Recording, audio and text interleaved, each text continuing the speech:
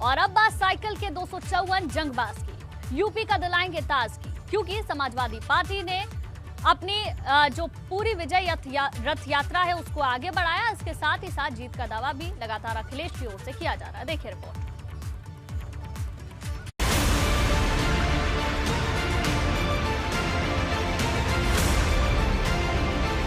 सपा की तीसरी लिस्ट आई, यूपी में सियासत हाई। तीसरी लिस्ट में 56 नाम, पाला बदलने वालों को मिला इनाम। अब तक 254 का ऐलान, यूपी फतेह का फाइनल प्लान। यूपी में जीत का परचम लहराने के लिए समाजवादी पार्टी ने अपनी तीसरी लिस्ट जारी कर दी है। तीसरी लिस्ट में समाजवादी पार्टी ने 56 उम्मीदवारों के नाम का ऐलान किया, जिसमें सपा ने पाला बदलकर आए नेताओं को टिकट दिया। लालजी वर्मा को अंबेडकर नगर की कटेहरी से टिकट दिया गया, जबकि अकबरपुर से राम अचल राजभर, गोरखपुर की चिल्लूपार से विनय शंकर तिवारी, मऊ की घोसी से दारा सिंह चौहान को टिकट दिया गया है।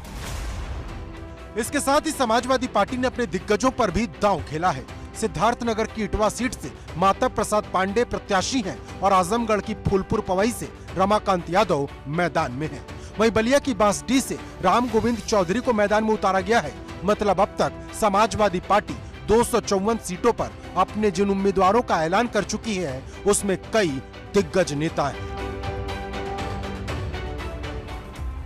इनमें से 41 सीटों पर मुस्लिम और 29 पर यादव उम्मीदवारों को टिकट दिया गया है, लेकिन सबसे ज्यादा भरोसा ओबीसी वर्ग पर दिखाया गया। दरअसल अखिलेश यादव की कोशिश यूपी की चुनावी लड़ाई को अगड़ा बनाम पिछड़ा बनाने की है। इसके जरिए अखिलेश मंडल कमंडल की राजनीति कर रहे हैं।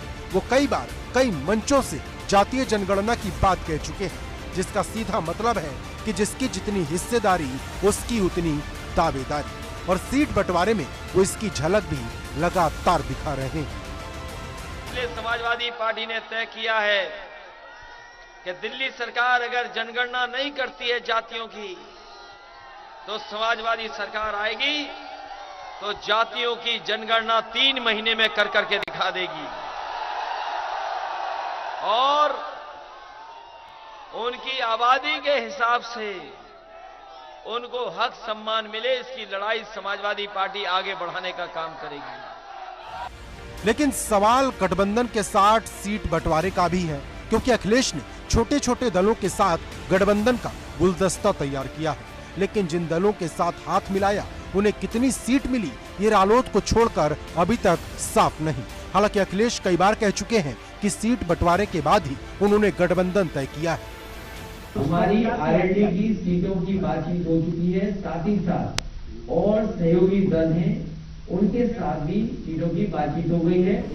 वहीं दूसरी तरफ दूसरे दल लगातार अपने उम्मीदवार का ऐलान कर रहे हैं। बसपा ने भी एक और लिस्ट जारी कर दी, जिसमें 53 उम्मीदवारों के नाम है। मतलब यूपी में हर एक सीट से हर एक राजनीतिक दल अपने अपने पत्ते खोल रहा है। लेकिन अभी कई और सीटें ऐसी हैं जहां प्रत्याशियों को लेकर पेच फंसा है, तो कई जगह ऐलान के बाद भी अपना उम्मीदवार पार्टियों को बदलना पड़ रहा है। Bureau report, ABP Ganga.